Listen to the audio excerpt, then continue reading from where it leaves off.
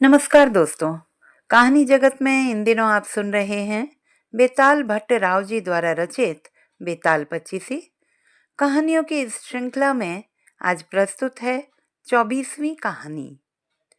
किसी नगर में मांडलिक नाम का राजा राज करता था। उसकी पत्नी का नाम चंडवती था। वह मालव देश के राजा की लड़की थी। उसके लावण्यवती नाम की एक कन्या थी।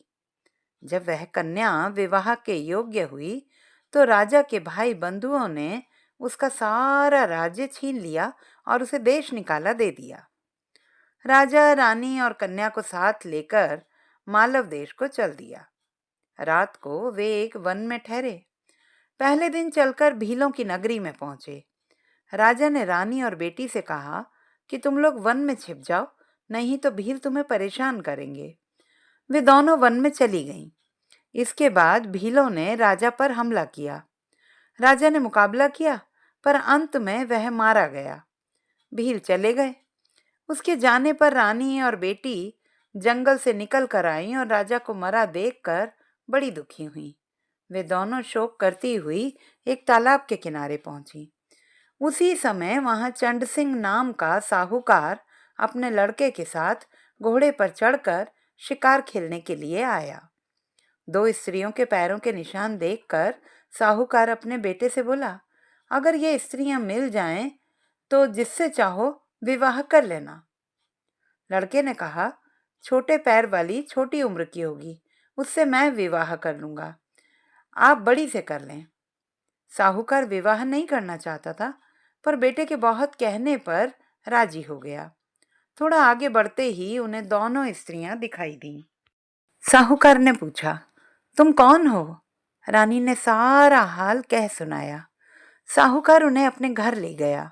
संयोग से रानी के पैर छोटे थे और पुत्री के पैर बड़े, इसलिए साहूकार ने पुत्री से विवाह किया और लड़के का विवाह रानी से हुआ। इस तरह पुत्री सास बनी और माँ बेटे की बहू। उन दोनों के आगे चलकर कई संतानें हुईं। इतना कहकर वेताल बोला, राजन बताइए, माँ बेटी के जो बच्चे हुए उनका आपस में क्या रिश्ता हुआ? यह सुनकर राजा बड़े चक्कर में पड़ा। उसने बहुत सोचा, पर जवाब ना सूझ पड़ा, इसलिए वह चुपचाप चलता रहा। वेताल यह देखकर बोला, राजन कोई बात नहीं, मैं तुम्हारे धीरज और पराक्रम से खुश हूं। मैं अब इस मुर्दे से निकला जाता हूं। तुम इसे योगी के पास ले जाओ। जब वह तुम्हें इस मुर्दे को सिर झुकाकर प्रणाम करने को कहें तो तुम कह देना कि पहले आप करके दिखाओ। जब वह सिर झुकाकर बतावे तो तुम उसका सिर काट लेना।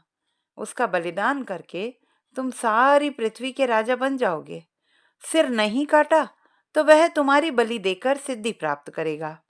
इतना कहकर वेताल चला गया और राजा मुर्दे को लेकर योगी के पास आया। तो दोस्तों, ये थी हमारी आज की कहानी।